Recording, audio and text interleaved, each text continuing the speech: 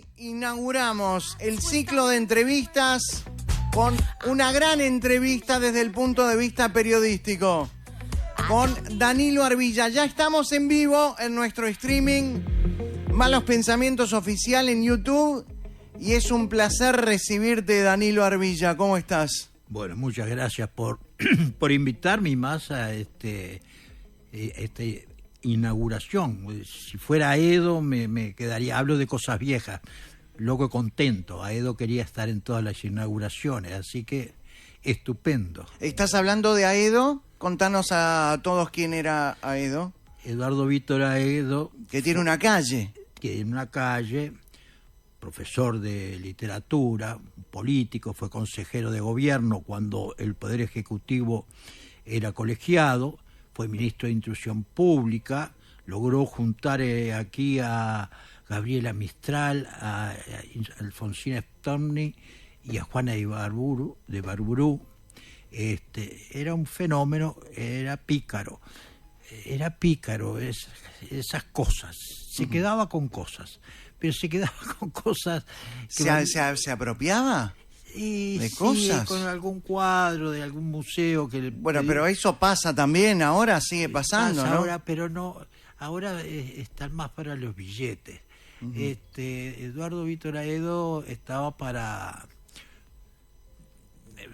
el arte y era un hombre que valoraba mucho, además de muchos méritos, ¿no?, que tenía, pero tenía cosas graciosas, es decir, a mí estilaba invitarme a comer al Águila. Yo no le tenía mucha simpatía, aunque nos veíamos, no te diría que casi a diario, pero durante un tiempo él iba a la agencia de Clarín donde yo trabajaba acá en Montevideo, entonces... Clarín, el diario argentino. El diario argentino, donde...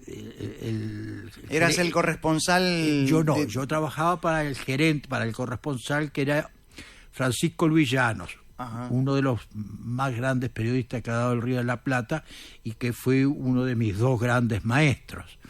Entonces él venía ahí porque era muy amigo de Llano y todo. Después decía, ¿no quiere venir a comer al Águila? Y yo después le decía, no sé si es bueno que me vean con usted.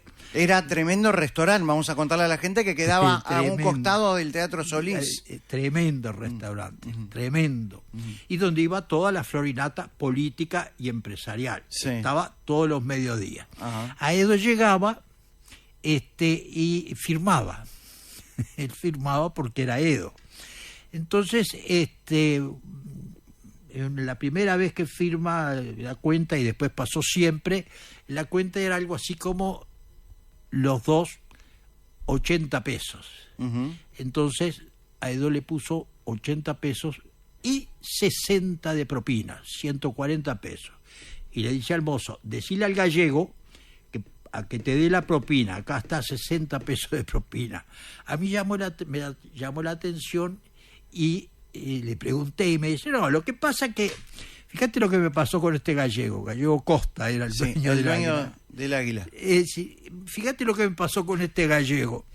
Este gallego, yo le venía a este restaurante, le di prestigio a este restaurante, y bueno, por supuesto, yo traía amigos, montones, delegaciones, y firmaba, qué menos, era la única forma de cobrarle todo lo que yo le aportaba viniendo acá. Que no era un influencer importante. Entonces un día me dijo, mira, Eduardo Víctor, eran amigos, no, lo de la firma no va más. Si la próxima vez firmás y no pagás, te hago parar en la puerta.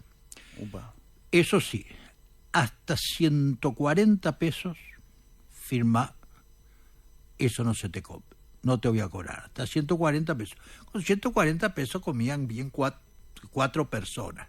Entonces por eso él entre dos pagaba 180, pero le daba 60 de propina al mozo para llegar a los 140 y darle por la cabeza o picarlo a Costa. Estamos con Danilo Arbilla. Danilo Arbilla descubrió que amaba el periodismo desde muy joven.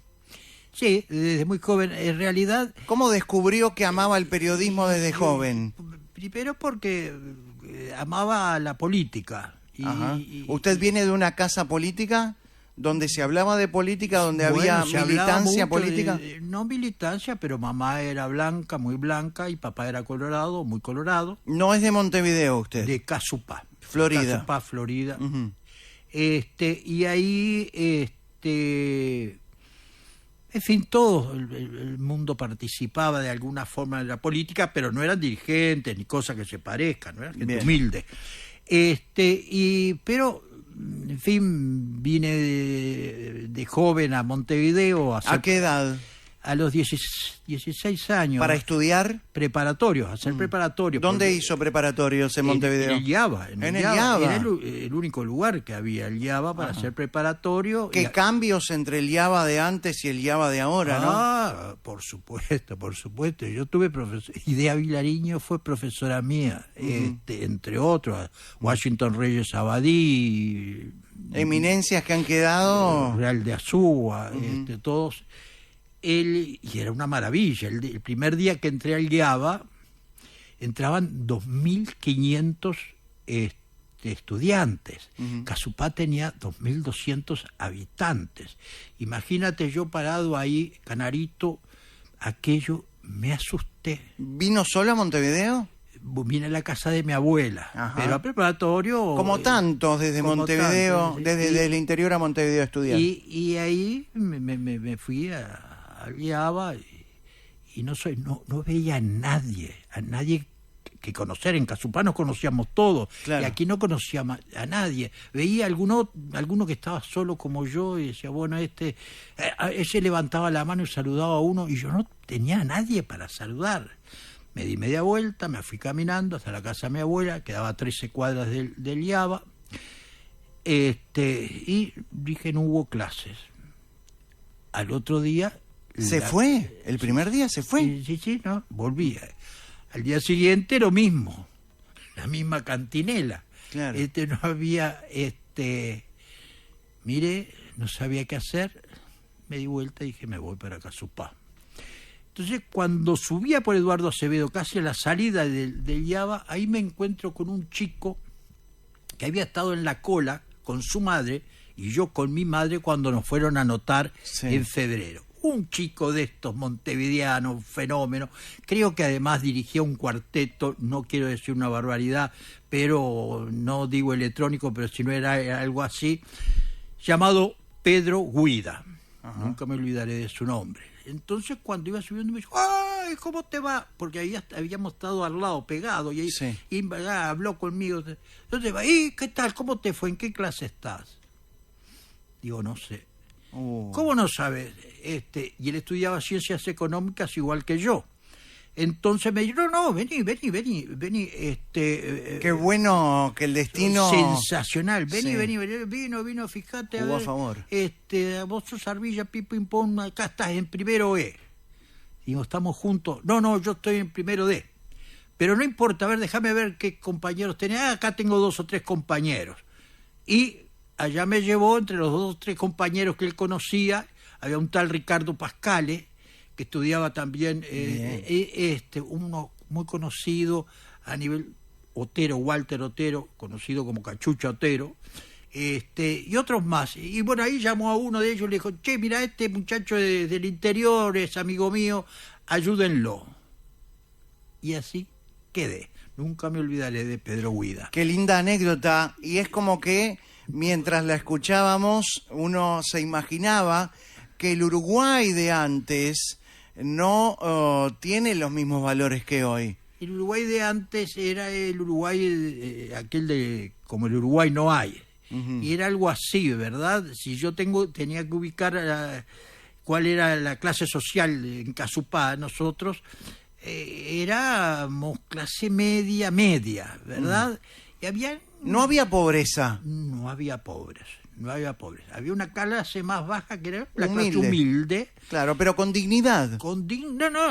Y parejo, todos iguales. Sí. La única diferencia que había entre la clase humilde y la clase media es que los hijos de la clase humilde comían en el comedor escolar. La única diferencia después... ¿De qué años estamos hablando aproximadamente? Bueno, 1959. Cuando yo vine acá fueron cuando las inundaciones. 1959. Seguro, cuando las inundaciones. ¿Que murió Herrera? Murió Herrera. Herrera siempre se decía, no sé si no sería irrespetuoso decir lo que se decía en aquel momento, se decía que murió Herrera y subió al cielo y Dios le dijo, ¿y qué tal? ¿Cómo estuvo por allá por la tierra? Bien, bien. ¿Y te portaste bien? Sí, en general bien, bien. Y alguna chanchadita hice. Bueno, no te preocupes, voy a mandar una agüita para lavarla. Y era la época de las inundaciones. Empezaron las inundaciones. Claro, pero inundaciones que realmente fueron inundaciones. Inundaciones en serio. Eran, tapó mucho. Tapó lugares, ni que hablar la represa. Yo no las viví. Me imagino. Pero escuché los cuentos de mi abuelo que era vidriero. Las inundaciones salvaron a mi abuelo siendo vidriero. Seguro. Es decir, todas esas consecuencias que traen claro. las crisis, ¿no? ¿Y ya se dedicaba al periodismo o ya empezó a investigar lo que era el periodismo en esa época? Yo redactaba bien cuando se inauguró el obelisco de Casupá en el año 1954. Yo estaba en sexto año de escuela, gané la redacción y en la plaza, además del doctor Alberto Gallinal y otros dos señores, yo fui el cuarto orador. Leí la redacción que había salido. ¿Qué edad primero. tenía? Tenía 11 años. Claro. Hoy tiene 83. 83. Y bueno, no era mal redactor, fui buen estudiante en el liceo. ¿Y cómo se encuentra con el periodismo? ¿Cómo me encuentro con el periodismo? Primera cosa, llego acá, me dio una beca en la Intendencia de Florida, era un estudiante destacado, pero el viejo no le daba para eso. Entré a trabajar en la Asociación de Ferreteros Bazaristas y Anexos. Como cadete, imagino. Como cadete. Yo le decía subgerente, porque éramos dos, el gerente y yo. Y el cadete, usted era el subgerente. De ahí me tocaba todo, pero a los 10 meses entré en el Banco de Casupá, en la sucursal Montevideo del Banco Unido de Casupá, de mi pueblo. Y bueno, ser bancario en el año 60 era categoría alta. Categoría alta. Sí, claro. Entonces aquello dejé los estudios. ¿Para qué vas a estudiar si ser bancario era una carrera, como decían? Dejé los estudios ahí y me dediqué. Yo tenía, era político, como éramos todos los uruguayos, personas políticas. ¿Se acercó al sindicato de AEBU ya siendo bancario? Sí. ¿Ya era de izquierda el sindicato en ese momento? Bueno, no era de izquierda. Por ejemplo, nosotros hicimos una lista, que era la lista 55, que éramos militantes de la 99, de Selmar Michelini, el Partido Demócrata Cristianos, independientes, es decir, tuvimos muchos tupamaros adentro. Miércoles. Que después Víctor Semprón y muchos otros, pero que no eran todavía en ese momento, porque de esa gama de izquierda y independiente o izquierda no muy bolchevique, es decir, esos ninguno se iban para el partido. El partido les costaba captar o cuando ya eran medios militantes. Pero yo tenía una actividad sindical. Yo fui dirigente sindical de la Asociación de Bancarios teniendo 22, 23 años del Consejo de Banca Privada. Era el sindicato más fuerte y más disciplinado que había en este país. Entonces yo ahí empecé a escribir ya de antes, escribir alguna cosa en el diario del sindicato, decía AEBU, un diario que salía semanalmente, un semanario, lo dirigía un señor Nogueira, cuyo nombre no me acuerdo, pero cuyo hijo después fue jefe de información de búsqueda, Alejandro Nogueira, gran periodista, muerto, pobrecito. Entonces y ahí más o menos me en fin, me entusiasmó un poco. Una vez en una competencia en la Asociación Cristiana de Jóvenes, saqué, porque realmente lo hice todo yo, en la competencia por el diario, el segundo lugar de 12 grupos. Esto es, éramos 6 que representábamos, pero yo tuve que hacer 5 de los 6 artículos porque los otros se trancaron. Y yo representé al grupo en cocina, yo solo, salí primero. Quiere decir que le erré a la profesión. Me dediqué al periodismo cuando me tendría que haber dedicado a la cocina y que ahora está mucho más en boga. Y entre eso, lo de AEBU y la política y todo, con un grupo de amigos sacamos un quincenario en Casupá. ¿Y cómo llega a las grandes ligas? Porque imagino que ha hecho un camino con muchos escalones, pero jugar en las grandes ligas no es para cualquiera. Usted no fue el creador de Búsqueda. No. Fui el creador del semanario, no fui el fundador de Búsqueda. Claro, el fundador de Búsqueda fue Ramón Díaz, fundamentalmente. Lo acompañaba Ramiro Rodríguez Villamil, que aún escribe en Búsqueda, es el único que escribe desde la fundación todos los números en Búsqueda, Ramiro. Estaba ahí Carlos B. Garzón, el padre de Alejandro B. Villegas, varios economistas liberales de aquella época, Manfredo Sicato, Pablo Fossati, que ellos se sumaron 2 años después, fueron quienes me llevaron a Búsqueda. Porque Búsqueda era muy... No era un semanario. No, salía cada 2 meses. Demasiado tiempo. Y además era muy, muy amateur. Pero con un gran contenido, porque Ramón Díaz, es decir, todos eran buenos, escribían buenos artículos, pero Ramón tenía una fuerza en el de acuerdo o no de acuerdo muy fuerte. En Búsqueda sí. Había un estatuto interno firmado por los integrantes del directorio que decía algo así como que Búsqueda defendería la libertad de prensa, de expresión de pensamiento y el derecho público a conocer y saber todo lo que pasa.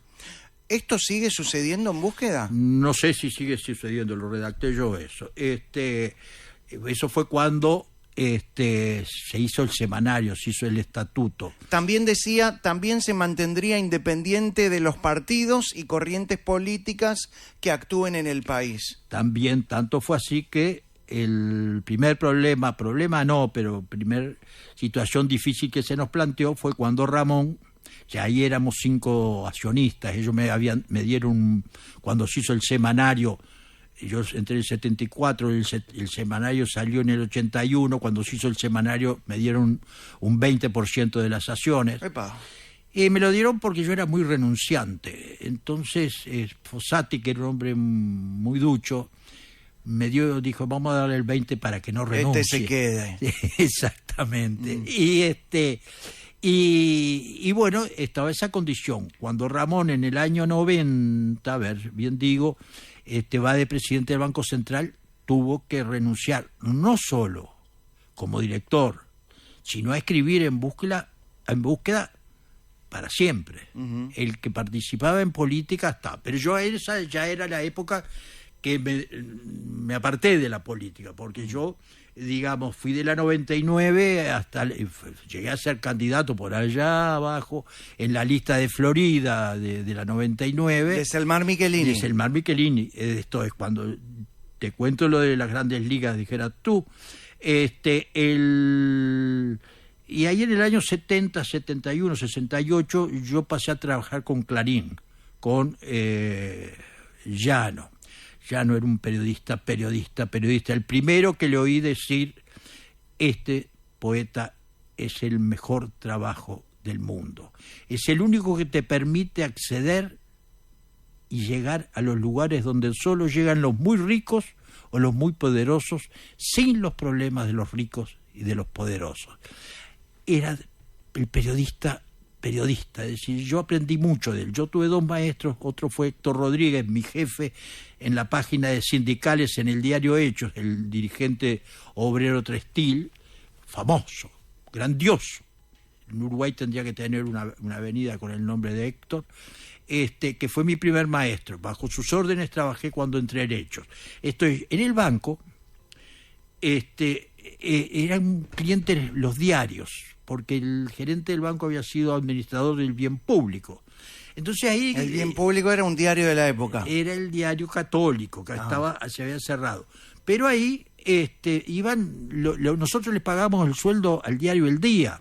Iban los directores, Edgardo Sajón, aquel hombre que fundó BP Color, que estuvo en La Mañana y El Diario, y que fue asesinado, que fue secretario de prensa y mucho más de Lanuse, pero y fue asesinado en Argentina, era cliente, tenía cuenta corriente muchos periodistas. Entonces yo me acercaba a ellos porque yo quería ser periodista. Yo ya había sacado Impulso, escribía más, casi más en el diario del sindicato, y a todos les pedía. Y me dieron alguna mano me dio Dorval Paulillo, el padre de Claudio Paulillo, y fui a un suplemento del día, ahí unas señoras muy respetables, mayores para mí, entonces era muy familiar. ¿Cuánto tiempo estuvo en Búsqueda? En Búsqueda entré en el 74 y me fui en el 2009.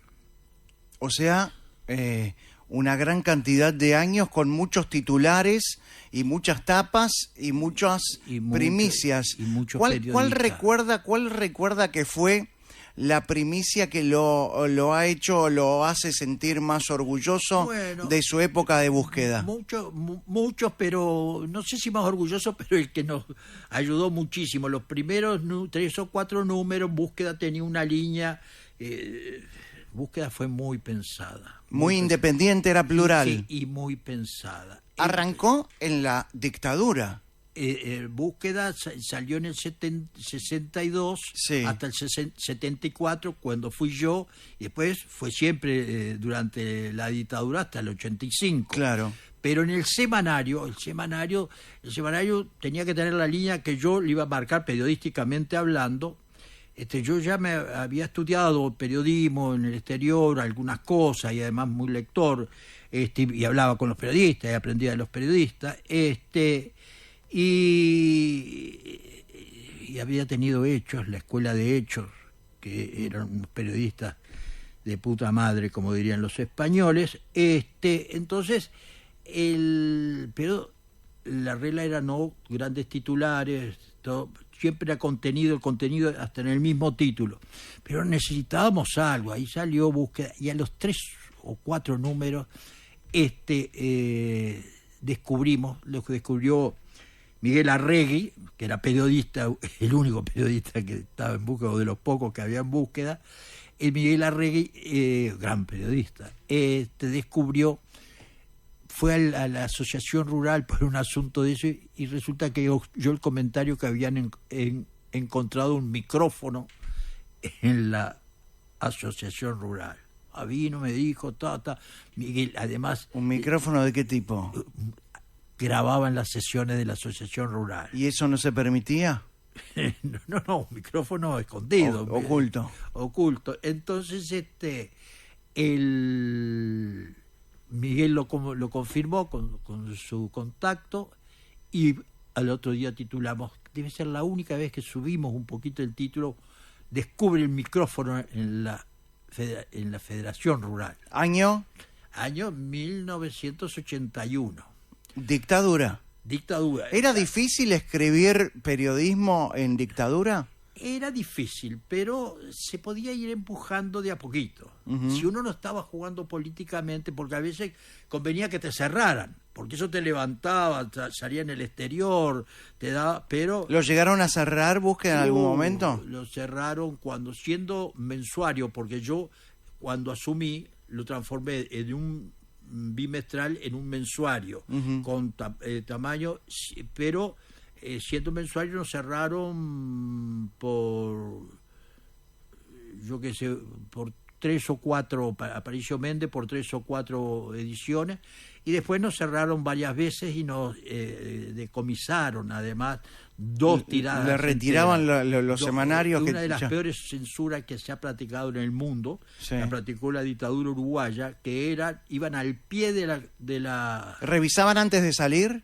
Al pie de la imprenta, sí, de la rotativa. Ahí el último ejemplar, cuando uno resolvía el tiraje, ese último ejemplar se lo llevaba un soldado, lo llevaba a la Comaspo, creo que era, y ahí lo revisaban. Demoraban un día o 2 y lo aprobaban o no lo aprobaban. Si no lo aprobaban, no salía el semanario. Levantaba todo el tiraje. Entonces sí, uno no podía marcar un tiraje muy alto, pero porque no sabía si a nosotros, a Búsqueda, que fue a la que le decomisaron más, le decomisaron 2 ejemplares, 2 tiradas enteras.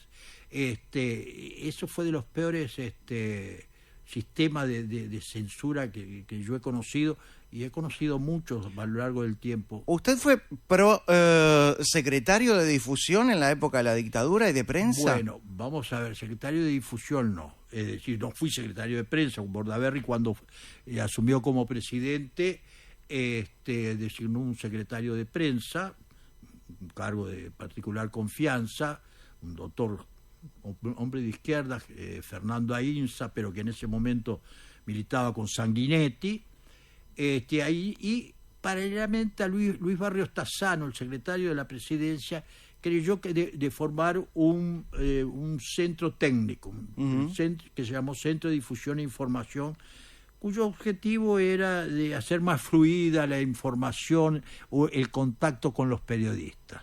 En la época de la dictadura. No, eso en abril del 72. Ajá. No, en la época de la dictadura. De Bordaberry. Bordaberry. Entonces ahí contrató 3 periodistas.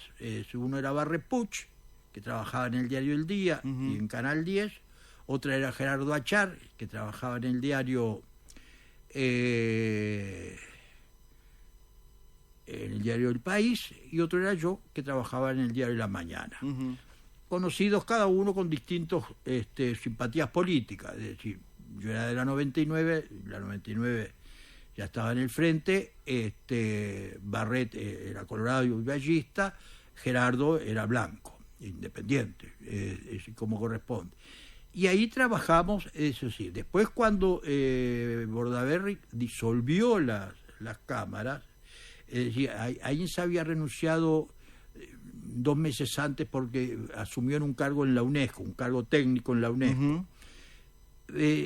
Ahí se ratificó la existencia del centro de difusión, pero siempre con condiciones técnicas, incluso exigidas por nosotros. Es más, yo trabajaba en el centro de difusión y trabajaba en el Correo de la Mañana de Río, trabajaba primero en La Mañana y después en el Diario de la Noche, simultáneamente, e incluso en Búsqueda. Es decir, éramos part-time. Pero conocí la historia esos 3 años que estuve, a mí me echaron.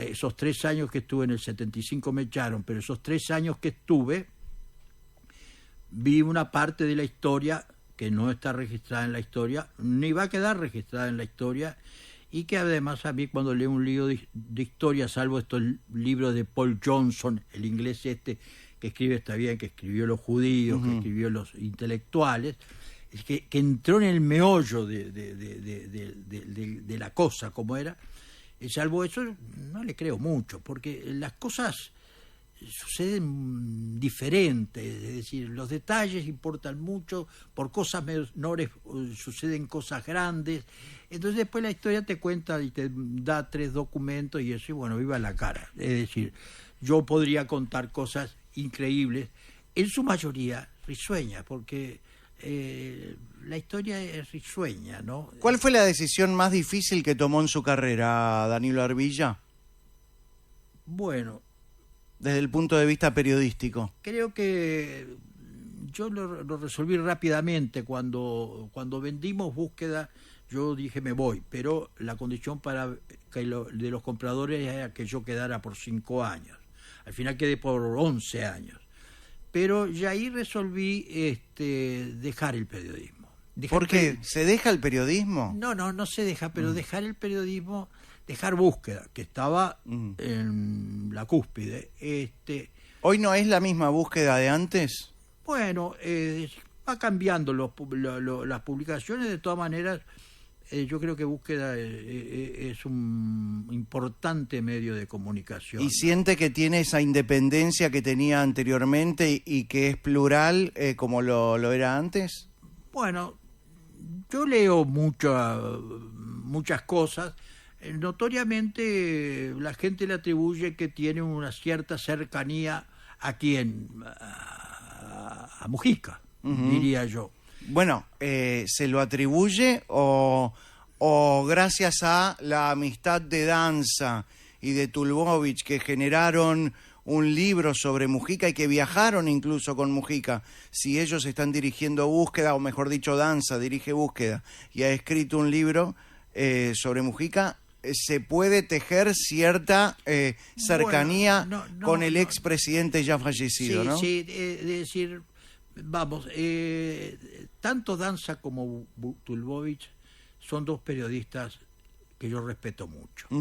Creo que Danza lo lleva el semanario bastante bien. Creo que lo lleva bastante bien. Y Tulbovich, de origen comunista, o su familia comunista, Tulbovich, es decir, a lo largo, cuando trabajó conmigo, igual que Danza, ellos fueron éticamente impecables. Tulbovich impecable. Y Tulbovich, además, es decir, cuando él pasó a asesorar a Orsi hace unos 7 años, él dejó de ser periodista.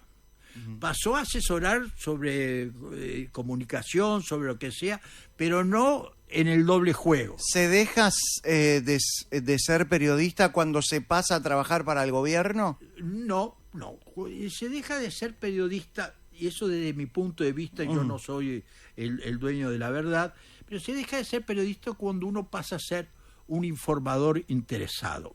Pero aclaro... Todos los periodistas que pasaron a trabajar con el gobierno de Orsi son... Ahora son informadores interesados. Informadores pero también interesados. Los jefes de prensa de las Fiat o de la Toyota o de diferentes empresas. O Introsi o el London Paris, lo que sea, yo digo cosas viejas. Sí. Todos son informadores interesados. Hace unos 60 años... un uruguayo, uno de los mejores expertos de comunicación que yo conocí, Manuel Olarriaga, escribió un libro que se llamaba El informador interesado. Es decir, está bien, es un periodista o un comunicador, si le queremos llamar, que va a informar en interés de una empresa. Olarriaga fue, creo, de Aladi, estuvo... Es decir, un informador interesado. Eso es una cosa, pero con cara descubierta. Es decir, soy informador interesado, soy periodista, fui periodista, volveré a ser periodista, pero ahora no me he visto de periodista. Ese diría ¿Se puede volver a ser periodista una vez que uno logra ser informador interesado? Y yo creo que es un riesgo, creo que es un riesgo, pero hay quienes lo logran. ¿En TV Ciudad trabajan periodistas? Bueno, yo creo que en TV Ciudad son periodistas que trabajan en un medio partidario. Es cosa que tampoco es mala palabra. Hasta que desapareció BP Color en este país, todos los medios eran partidarios y todos los periodistas éramos el periodista de El Día, periodista de El País, periodista de Marcha, periodista de La Mañana, periodista de lo que sea. Y uno estaba encasillado. Si bien uno iba aprendiendo en redacciones y los periodistas iban volviendo encontrando lo que es ser periodista de lo que yo considero, pero que en aquella época más o menos se consideraba ser periodista, el periodismo fue cambiando y apareció BP Color, que fue un diario neutral, periodísticamente hablando, un diario que informaba para quien sea que no tenía partido al cual estuviera ligado.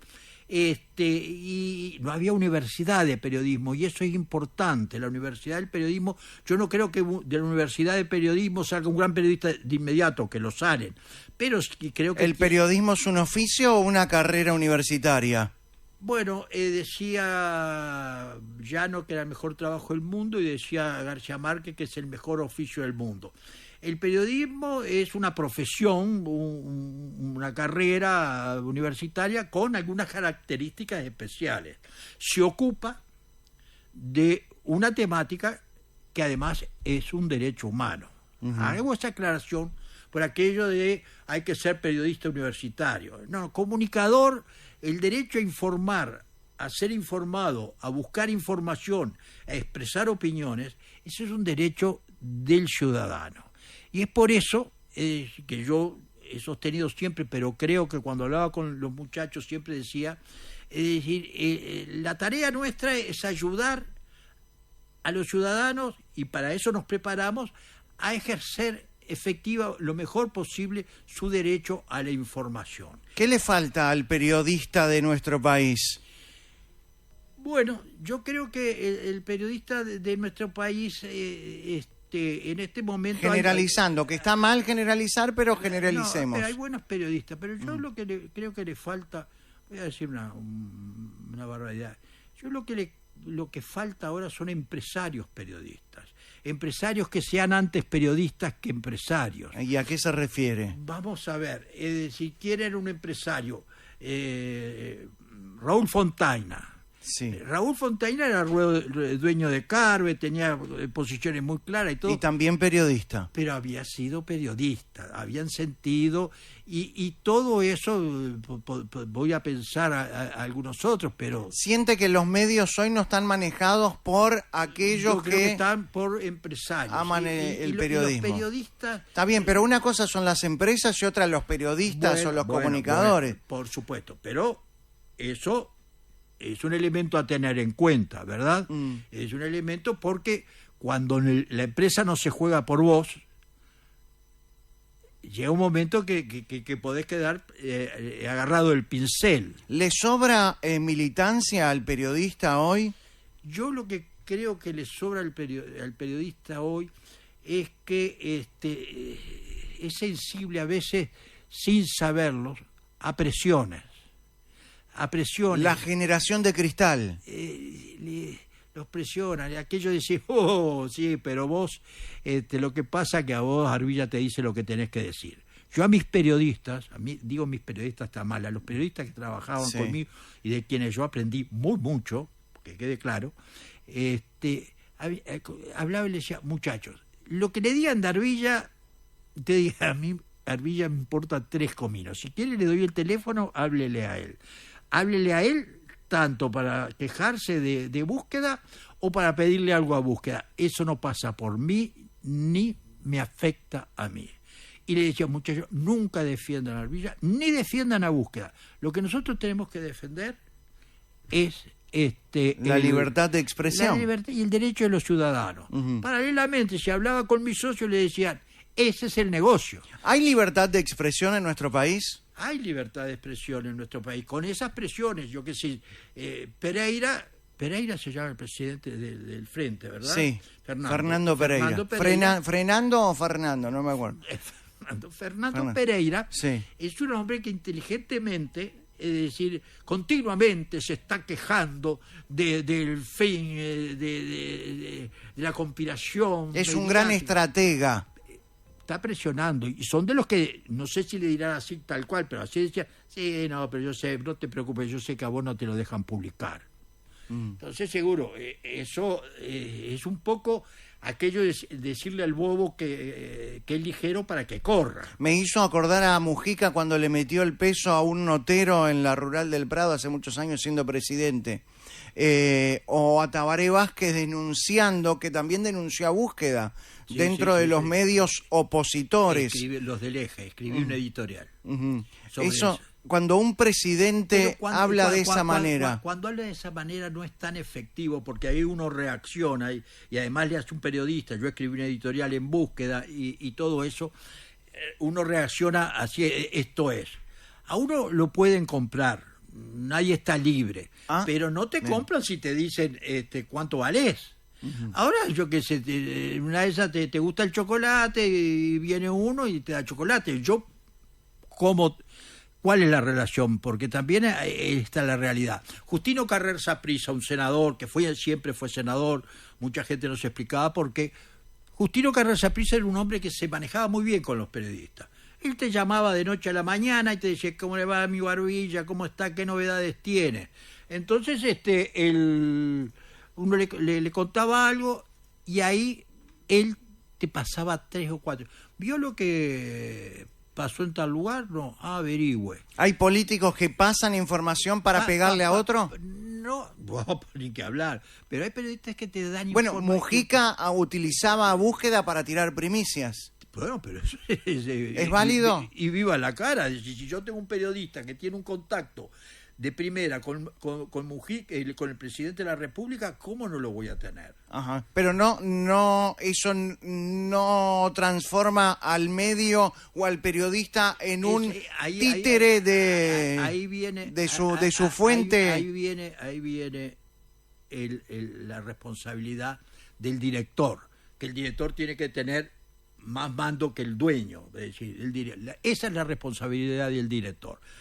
El primer censor que hay es el periodista. Es uno mismo, la autocensura. Sí, no es el primer censor, porque tú ves un accidente de tránsito, es un amigo tuyo, y vas a decir, ¿para qué lo voy a quemar?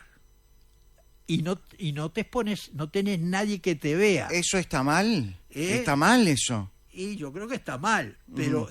Perdón, me viene a la cabeza, perdóneme, pero estábamos hablando de Búsqueda, de Danza, el director de Búsqueda, y Danza también es el de ACE, ¿no? Que son familiares, son hermanos. Yo no sé si son hermanos, puede ser, sí, pero creo que Búsqueda informó correctamente sobre eso. Yo creo que Danza hace una buena dirección. Sí. Es posible que esto es... Mujica es un hombre muy... era muy diablo, muy pícaro, claro. muy inteligente. Le hizo creer a todo el mundo que era un filósofo. Bueno, es lo que creyó todo el mundo, pero era a mí me caía simpático, yo tenía muy buena relación personal con él. Más allá de la relación personal y de la simpatía, ¿fue el peor presidente que tuvo el Uruguay luego de la vuelta a la democracia? ¿El primer presidente? El peor.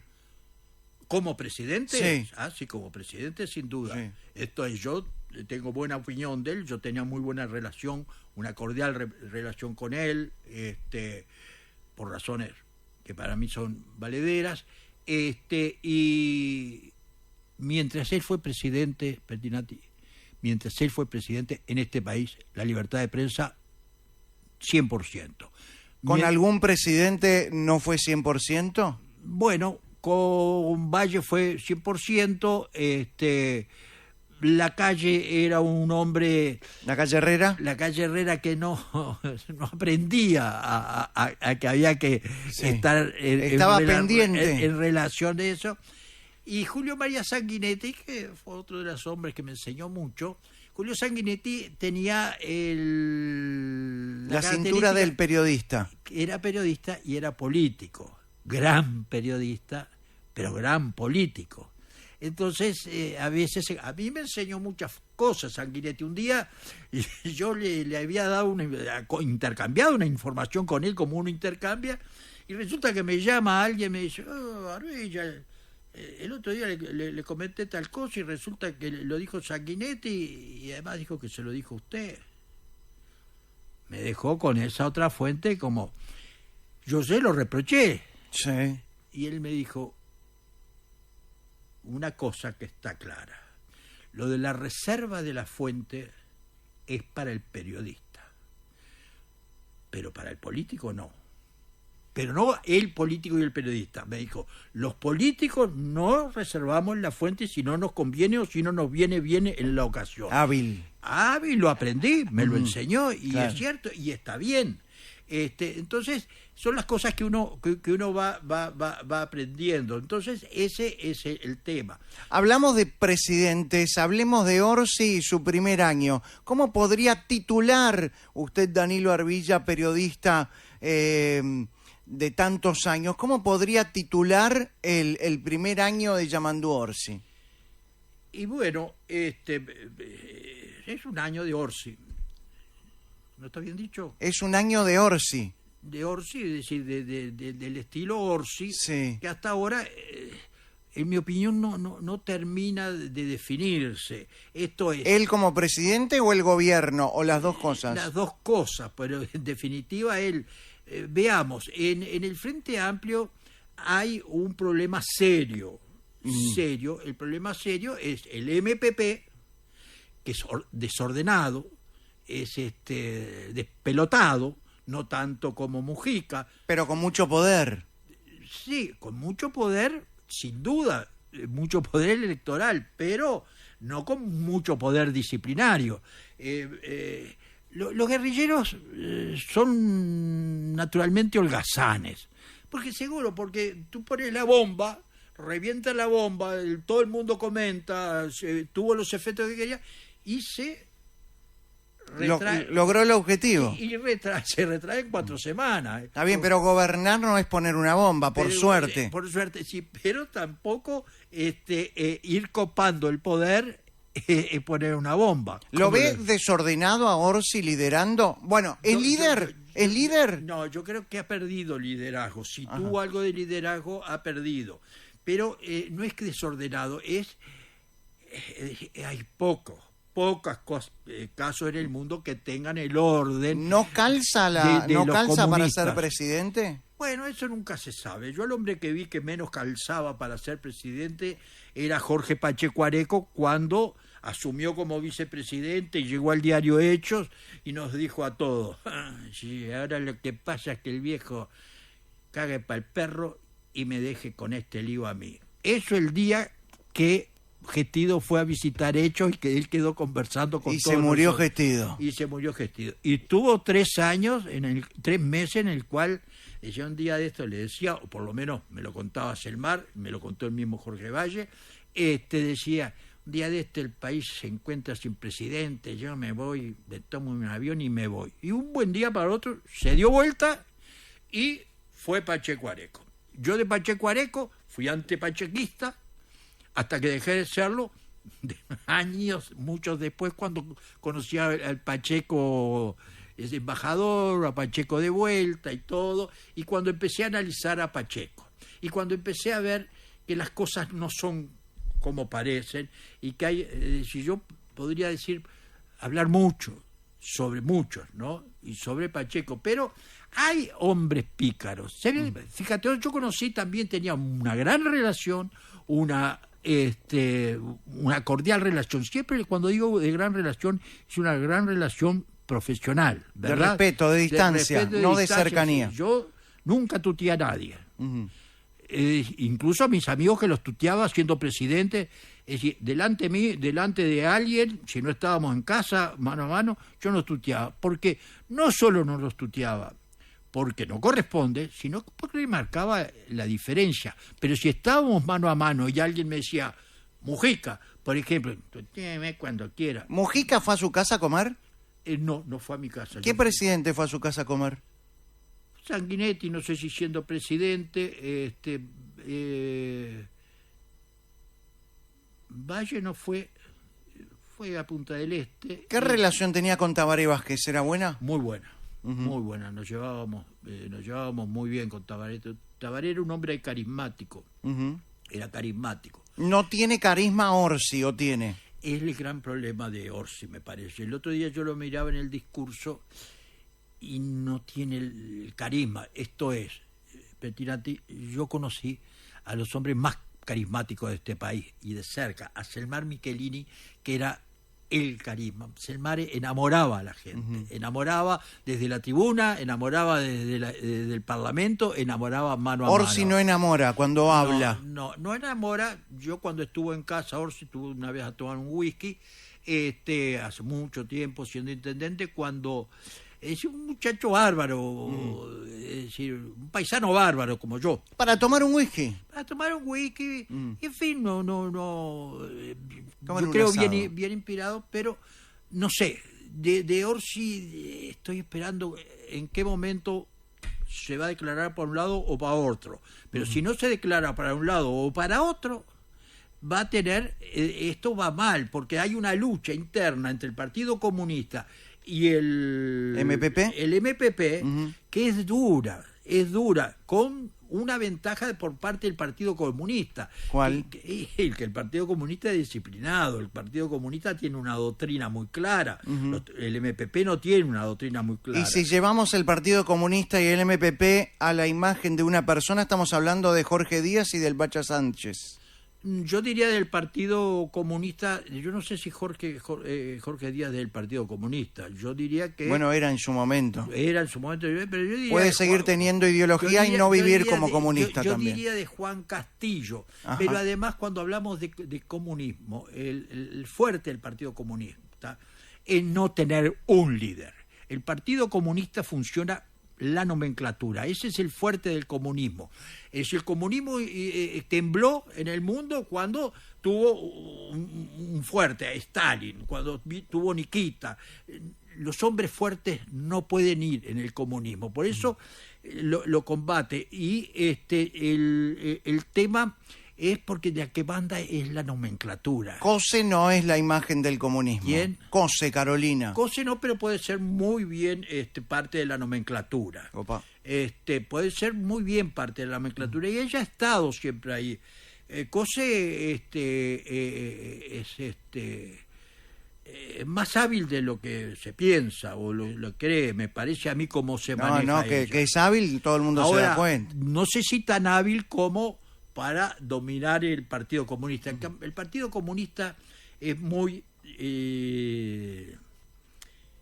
fácil, no es fácil, ¿no? Porque actúan bien en bloque por cuadro, cada uno cumple sus fines y además creen en un dogma, creen en una cosa, sí, en una verdad única. Entonces es difícil, si el Partido Comunista en la cárcel de Libertad le fue conquistando gente a los tupamaros, se lo fue en la cárcel de los presos comunistas iban captando gente de Tupamara. ¿Y cómo hacía? Y esto eso me lo contó Jaime Pérez, que fue un gran secretario del Partido Comunista. Jaime Gershuni Pérez. Jaime Gershuni Pérez, por esa razón yo tomé a su hija como secretaria. Porque vino y alguien me la trajo, esta chica, su padre está preso, no importa, ¿qué me importa que el padre esté preso, que ella está libre? Y la tomé como secretaria. Y a los 2 o 3 días le dije, pero Marina, ¿tú, tu papá, qué era, tu mamá? No, papá Jaime Pérez. Opa, yo lo mismo que tú. Opa, no sé si te habría tomado, pero ya estás acá, quédate tranquila. Y así que nos conocimos muy bien con Jaime, conocí muy bien lo que pasó Jaime Pérez en la cárcel. Ahora, volvamos al año de Orsi. Al año de Orsi, sí. Titulamos Un año de Orsi. Así Orsi, lo titulamos. Sí, un año de Orsi, sí.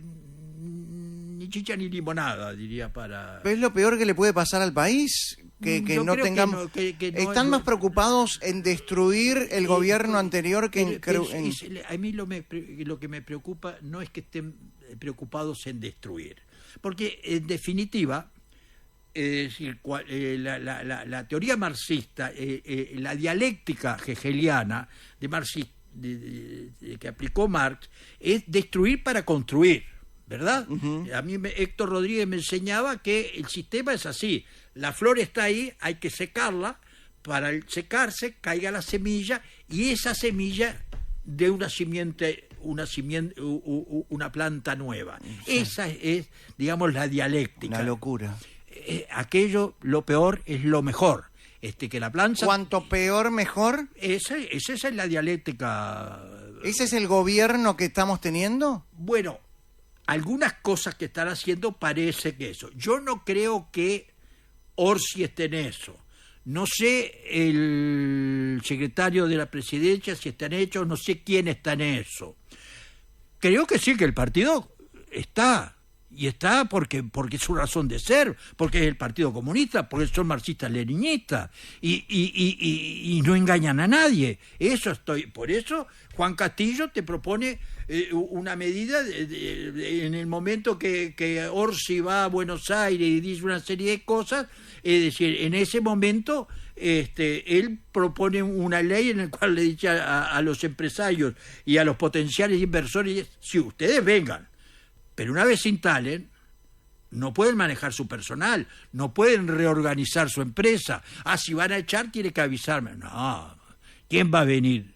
Es decir, podrán venir algunos que les prometan mucha cosa, y eso es muy, muy grave, y no se trata en este país. La visita a Buenos Aires a mí me da miedo, porque ahí están unos señores que son empresarios, todo maravilloso, pero los empresarios están a la pesca al balde, es decir, voy a Uruguay, si Uruguay me da esto, y me da prebendas y me da subsidio. Así cualquiera viene, pero no es así. Los inversores tienen que venir a poner plata. Estamos con Danilo Arbilla, que ha volcado su vida hacia el periodismo y ha estado durante muchísimos años en la dirección de búsqueda. Yo le voy a tirar diferentes temas y como usted, periodista de raza y dirigiendo búsqueda desde hace muchos años, usted me tendría que titular rápidamente cada cosa.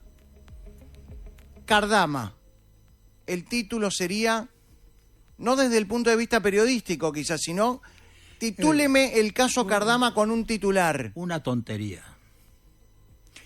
Tontería de cómo se ha actuado en torno a ese tema.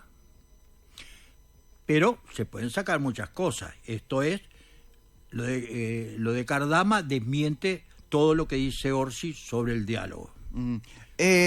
Claro que él tendría que haber llamado, che, muchachos, miren acá qué problema hay, este gallego pícaro parece que los embromó, no nos dimos cuenta y nosotros nos dimos cuenta recién un año después, es decir, algo vamos a tener que hacer. No, hizo un show maravilloso.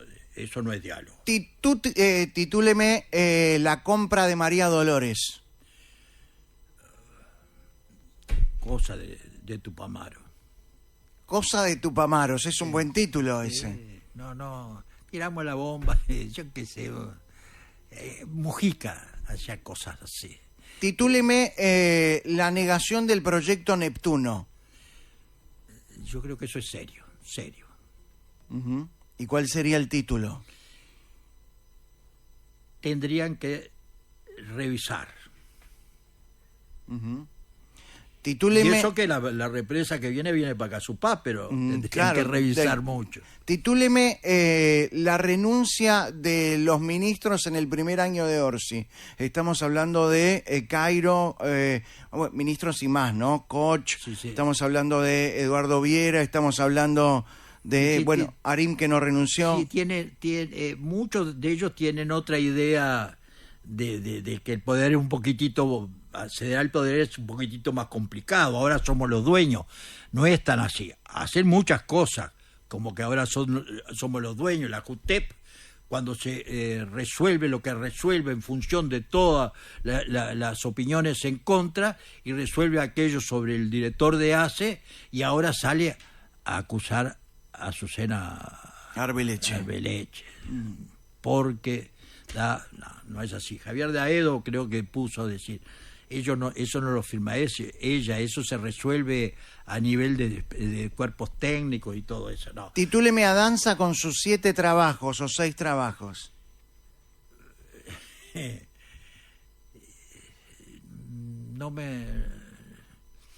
Creo que no debió haber asumido. Uh-huh. Que no vaya a meter la pata. Aunque ya que haya asumido, yo en mi opinión, metió la pata. ¡Pausa! Nos vamos a la pausa. Estamos con Danilo Arbilla, periodista. ¿Lee el diario de papel? Sí. Después vamos a hablar de eso, del diario de papel versus lo digital. Luego de la pausa, Danilo Arbilla en Malos Pensamientos. Y no es chiste. 49 minutos van de las 6 de la tarde. Estamos en vivo en la entrevista con Danilo Arbilla.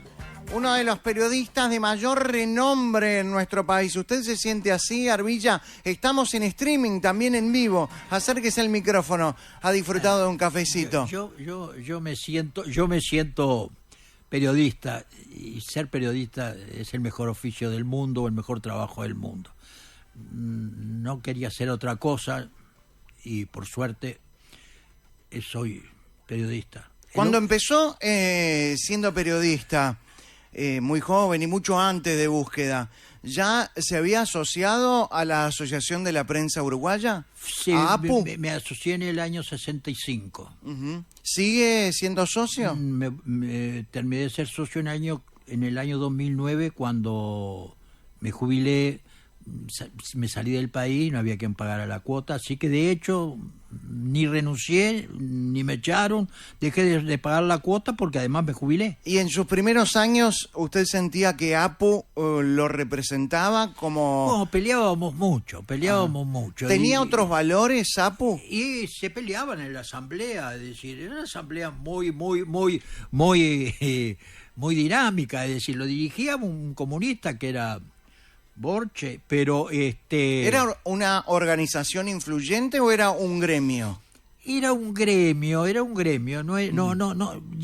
tampoco se metían tanto, el sindicato bancario se metía tanto, es decir, yo recuerdo del sindicato, no me quiero salir del tema, el sindicato bancario era un sindicato muy fuerte económicamente. Cuando había paros generales, los paros generales no lo decía Dala, no. Los paros generales iban a cada sindicato y cada sindicato lo trataba en su asamblea si se plegaba al paro sugerido por la convención, porque es una convención, porque nunca fue central, Nacional de Trabajadores. Entonces, el sindicato bancario se solidarizaba con los paros, dando con un aporte económico, lo cual para los comunistas y todo no era militancia, para los hay que militar en la calle, para los leninistas, digamos, es decir, no era como debe de ser. Entonces sí, pero para el sindicato que recibía la solidaridad en pesos era mucho, y sucedieron algunas cosas increíbles sobre ese asunto. Arbilla. Sí, viejo. ¿Usted cree que hoy APU representa a la mayoría de los periodistas? ¿Por qué hay tantos periodistas de renombre que no están asociados a la Asociación de la Prensa Uruguaya? Yo creo que se diluyó un poco la APU. Creo que... Cuando dice diluyó, ¿está hablando del perfil o está hablando...? Del perfil. Yo creo que hoy no agrupa como agrupaba antes. ¿Por qué razón? A todos los periodistas. ¿Por qué razón? Yo creo que porque se fue perfilando demasiado. Yo creo que APU está muy en la línea del PCNT. Uh-huh. Entonces eso ha perdido. Y los periodistas son más críticos, si se dan cuenta, y no pierden tiempo en eso. Yo creo que APU no, por lo que yo miro, no actúa con inteligencia, en el sentido de decir, vamos, hagamos acá lo que pasa, esto es lo que pasa, denunciemos esto, denunciemos lo otro, denunciemos todo. Eso no lo hace, me parece. Y o magnifica algunas cosas que no son nada magníficas, y creo que no es un sindicato influyente. No es influyente por cuanto, es decir, yo creo que si APU decretara un paro, APU solo como lo decretaba en aquella época, no para nadie, creo, pero lo que le ha pasado a APU le ha pasado a algunos otros sindicatos. Hoy en día, digamos que tampoco tiene dentro de su dirigencia periodistas de peso como tenía antes. Creo que no. Era miembro de APU. A mí me presentó Héctor Rodríguez, Carlos María Gutiérrez, es decir, los más grandes periodistas, por decir, gente, todo. Yo ahora estaba leyendo, mientras esperaba, un artículo de Samuel Blixen, es decir, que era Samuel, era miembro de APU, por cierto, allá por los años 66, 67, además era un vehemente participante de las asambleas y todo. Después pasó a la clandestinidad, pero había una gran militancia y habría militancia. La dirección de APU tenía una mayoría comunista, lo cual muchos siempre ha tenido. En aquella época la tenía. Pero había cierto equilibrio e independencia. Las asambleas eran de rompirraja, porque estaba, yo qué sé, los anarquistas, estaban los independientes, estaban los del MIR, estaban... ¿Hoy cree que el PIT-CNT ha cooptado? Yo creo que sí, que el partido ha cooptado. El OPU, sí. digo... El PIT ha cooptado, y creo que el PIT-CNT ha sido cooptado más o menos por el partido, aunque ahí hay una lucha por una lucha grande entre el MPP y el Partido Comunista. ¿Y por qué entonces los periodistas no se juntan y arman otra asociación? Y yo qué sé, estamos en otro mundo, no hay tanto tiempo como antes. Nosotros quedábamos en la redacción hasta las 4, las 5 de la mañana. ¿Hoy cree que los chicos que se reciben en una universidad se quedarían en una redacción hasta las 4 o 5 de la mañana? No, para nada. Es más, yo a veces cuando me demoro un poquito en enviar mi columna al País, por ejemplo... Sí, usted sigue escribiendo los sábados en el diario El País su columna. Es decir, cuando porque la página cierra a las 7 de la tarde. A las 17, no a las 7, a las 17. 5. Y en mi época, la página... Yo trabajaba en política, es decir, que la página editorial que tenía... la sesión Información Política y de Gobierno, cerrábamos a las 2:30 de la mañana, porque hasta esa hora estamos, pero era otro mundo, era otro periodismo, es decir, era otra cosa, no había Twitter, no había digital, no había, eso era así. ¿Está bien que un periodista que tiene sus redes sociales milite en sus redes sociales personales y sea independiente o se muestre independiente en su empleo? Mira, yo no soy creyente, pero agradezco a Dios que no tenga nada que ver en esta época con nada. Ajá. ¿Por qué? Porque debo tener algunos volantes atrasados. Uh-huh. A mí me parece una barbaridad esa dualidad. Yo en búsqueda, fui cuestionado en algún momento, porque yo en búsqueda llegué y dije exclusivo, son de búsqueda. Pero yo tengo una en la radio. No, en búsqueda, solo en búsqueda. Sí, porque yo escribo una nota, exclusivo de búsqueda. Entonces, la discusión, los periodistas son medios nabos, somos medios nabos. Sí. Y yo le decía, pero ¿cuánto estás ganando en la radio? 22, perfecto. Y actualmente en donde estás trabajando, que trabajás en eso y eso, 25, 47. Bueno, trabajás solo en búsqueda y ganás 50. Sí, pero me pierdo.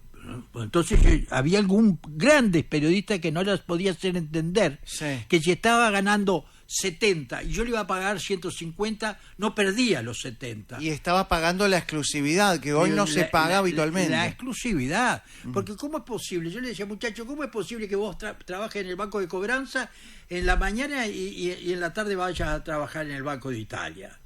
¿Dónde se ha visto? Y en esta materia, menos que menos. Hoy en día, con las redes sociales... Ven lo que sería. Por eso agradezco que ya no tenía decisiones en ese aspecto. Nunca búsqueda. Mientras yo estuve como director... Si un periodista trabajara en búsqueda en tu época, con redes sociales, tira la noticia en las redes sociales, deja de trabajar al otro día. ¿No? Es una cosa que... Absolutamente. Trabajar para un medio, y si no trabaja para ti. Pero eso que el periodista... Pero no solo eso. Si yo tengo un periodista que da una noticia y al otro día la levanta en las redes sociales y empieza a promocionarla y todo, le dice, no, pará, acá búsqueda es búsqueda. Es decir, el medio es el medio. Es decir, tú conseguís la noticia por el medio y después va y te... No. Es decir, está vedado. Yo lo entiendo así. aclaro, yo estoy viejo. Los tiempos han cambiado. Los tiempos han cambiado mucho, entonces no lo entiendo. Entonces, por suerte, no tengo ese dilema. Pero sigue leyendo en diario de papel, en noticias de papel. Diario. Los columnistas de búsqueda, y yo como columnista, sí. Los columnistas de búsqueda, tuve los más grandes columnistas, Gianelli y Tomás Lin, pero los columnistas de búsqueda y todos los que es decir, no es que tuvieran prohibido, pero polemizar no, y si querían polemizar, polemizaban desde la carta de los lectores, pero desde la columna no, la columna es para cumplir con la función de una columna, es decir, no para decir, el periodista no puede ser protagonista. Esto es, hay muchos periodistas hoy que son o quieren ser más protagonistas que la noticia misma. Exactamente, el periodista antes el periodista era una persona que tenía el mejor lugar en la primera butaca del teatro. Y ahí veía pasar actores, iban y venían. Lo malo es que un día el periodista soñara o que quisiera subirse al escenario. Entonces, claro. Ahí el periodista no debe de ser protagonista. Bueno, ya cuando es columnista es otra cosa, y se le aclara al lector, es decir, que es columnista, por eso va con firma. Búsqueda al principio no tenía nada, ninguna nota iba firmada, salvo la de los columnistas. Es decir, entonces ha cambiado eso, ha cambiado. Arbilla, estamos hablando de las redes sociales. Hablemos de los audios filtrados, las filtraciones de las que Búsqueda ha subido o ha mostrado algunas. ¿Cómo se lleva con los audios filtrados? Bueno, yo digo, en eso el periodista tiene que tener mucho cuidado, ¿no? Porque la fuente da noticia, pero no siempre la noticia es la noticia que te da la fuente, sino que la fuente es la noticia. Y ese es un dilema para Pero la fuente no se revela. Si la fuente no se revela y es la noticia, uno le tiene que decir, si vos me dejás que yo diga que vos sos la fuente, sí, pero si no, no. ¿Por qué? Porque le estoy robando la mitad de la noticia al lector. ¿Usted se sintió traicionado alguna vez por alguna fuente? En general, no. Hay que tener mucho cuidado cuando uno tiene una fuente. Hay que tener cuidado, pero eso es una relación que la va haciendo, ¿no? Y uno se va dando cuenta, en fin, se falla y todo, pero ¿Qué es lo más importante que tiene un periodista? Y lo más importante que tiene un periodista es creer en la libertad de expresión y todo lo que abarca. La libertad de expresión es el derecho de la gente a saber. Y nosotros tenemos el privilegio de ayudar a la gente, de prepararnos, de profesionalizarnos, para contribuir a que la gente ejercite efectivamente o lo mejor posible ese derecho que es el primero de todos los derechos. ¿Y usted cree que este gobierno está ayudando a que la gente conozca todo y después se evalúe? ¿Está ayudando a la libertad de expresión?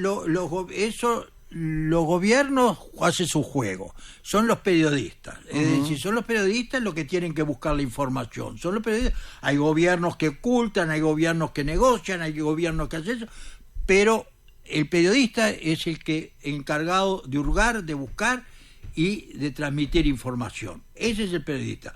Ahora, si el gobierno oculta y uno se sienta en la retranca y no pasa nada, bueno, eso no culpa del gobierno, viva la cara del gobierno. Pero... Sí, si una figura del gobierno, o cualquiera, no importa, pero pongamos le cuenta algo al periodista y le dice, por favor, no lo subas o no lo muestres o no lo publiques. ¿Qué tiene que hacer un periodista? Bueno, eso depende de la relación que tiene uno con la fuente y medir el asunto. Primera cosa, que yo, incluso a fuentes fuertes mías, y los muchachos y todos, es decir, porque yo no lo inventé, ¿no? Yo lo inventé, yo aprendí en Búsqueda, era una pila de buenos periodistas, en cual aprendí a un enemigo mío, alguien que no me quería, para tirarme abajo, me decía... Si Arbilla no es tan buen periodista, Arbilla lo único que sabe hacer es elegir gente. Y es cierto. No está mal. Es cierto, esa es mi gran virtud, elegir gente. Entonces Ojo, la misma virtud de un presidente. Sí, un presidente debería tener la virtud de elegir un gran equipo. Elegí los mejores periodistas que hubo durante mucho tiempo y que muchos andan por ahí. Entonces, Es decir, el periodista tiene que ver, y hablábamos, y siempre nosotros hacíamos muchas tertulias entre los periodistas sobre estos temas, ¿no? Entonces, pero muchas veces, una fuente mía me decía, mirá, tengo una noticia, te la voy a dar, pero no la podés dar. Entonces yo le decía, si no me la des. No me la des. Claro. ¿Sabés por qué? Porque la puedo conseguir por otro lado. Y no, yo soy periodista. Una vez me invitaron a integrar la masonería. A buen nivel, a todo, y yo no tengo nada contra la masonería, al contrario, me parece que tienen, es decir, determinados valores que yo comparto, ¿verdad? Yo no creo en eso de tan azul. Yo le dije, mira, hay una cosa que es así, es decir, ustedes tienen para llegar una etapa del silencio, quiere decir que yo voy a estar en un lugar donde están manejando noticias, pero estoy comprometido a mantener mi silencio. Eso va contra mi razón de ser. Contra los principios. Es decir, contra mi razón de ser. Es decir, yo creo en esta profesión, yo creo en este derecho, yo creo que es el derecho. Porque vamos, nacen las plantas, los animales. La diferencia del ser humano es que piensa, ¿verdad? Uh-huh. Es decir, entonces, ahora, si tú no puedes expresar tu pensamiento, es como si fueras una planta, ¿de qué te sirve la vida? Es decir, esa es la razón de ser del ser humano. Y si hablamos de la democracia, es más que la razón de ser. Y es además la libertad custodio de las otras libertades. Es cuando desaparece esa libertad, ese derecho de la gente a saber, es decir, cuando desaparece esa libertad, pasa cualquier cosa, todo va bueno. ¿Un medio de comunicación puede desestabilizar la democracia? Cualquiera sea, radio, televisión, prensa. Yo no creo. Yo creo ¿Una que noticia puede desestabilizar la democracia? Y puede, pero yo creo que porque se ha manejado mal el gobierno. El gobierno a cargo de eso. ¿Por qué? Porque como se ha manejado mal, es decir, se ha ido debilitando. Si uno fluye la información, mira, no hay mejor antídoto para lo que sea, para el mejor defensa de la democracia que la libertad. Totalmente. La libertad es decir, la libertad es la única dialéctica cierta que hay, no la hegeliana, ni la marxista, ni que 8/4. Bien, pero más allá de la libertad de expresión, una de las cosas que no debería perder un periodista, una persona, ¿no? Pero un periodista, porque estamos hablando con Danilo Arbilla y estamos hablando de periodismo, estamos hablando de la ética.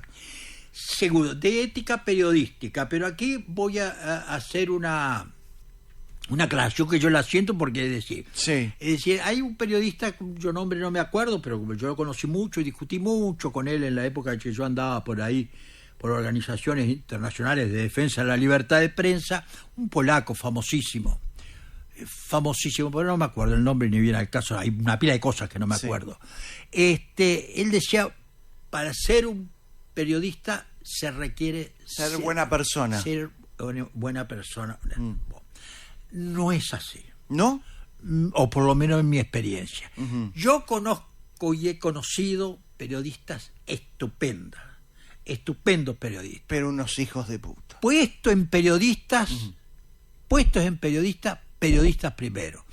Pero en su vida personal, que son envidiosos, que son celosos, que no son... resentidos. Que están resentidos sin razón, pero que puestos a periodistas... No voy a dar nombre y apellido, pero voy a lo largo de la historia. Uno solo. No. No revele la fuente. No. Entonces, grandes periodistas. Uh-huh. Pero no buenas personas, pero no personas grandes.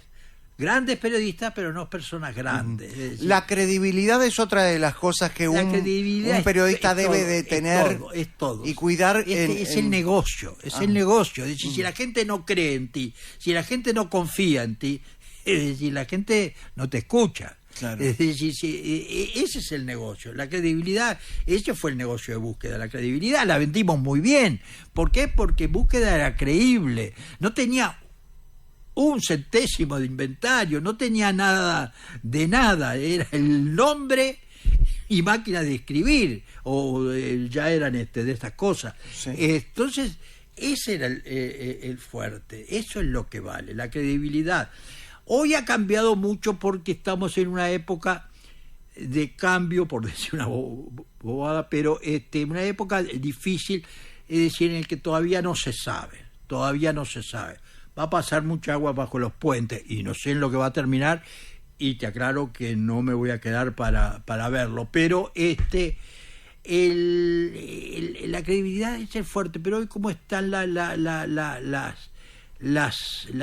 redes, están eso, todo fenómeno. Yo, por ejemplo, no estoy contra las redes, pero ni me preocupa la inteligencia artificial, ni me pregunta ni me importa.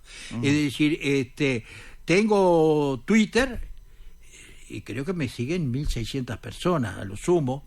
¿Quiere que lo siga? Yo creo que lo sigo, ¿eh? ¿Cuál es su Twitter, se acuerda? ¿Y qué tiene nombre mi Twitter? ¿Qué es? Danilo Arbilla, ¿no? Danilo Arbilla, a ver cómo será mi Twitter. Danilo Arbilla, en un momento que ya le digo. Danilo Arbilla. Sí, Danilo Arbilla. Danilo Arbilla. Hay dos. O Arbilla Danilo. A ver. No, lo sigo y me sigue. Ah, bueno, eso sí, porque... ¿Cuánto tiene? 1623. 1623. Danilo Arbilla, Danilo. Solitos vinieron. Sí. Yo no busqué a ninguno. Sí.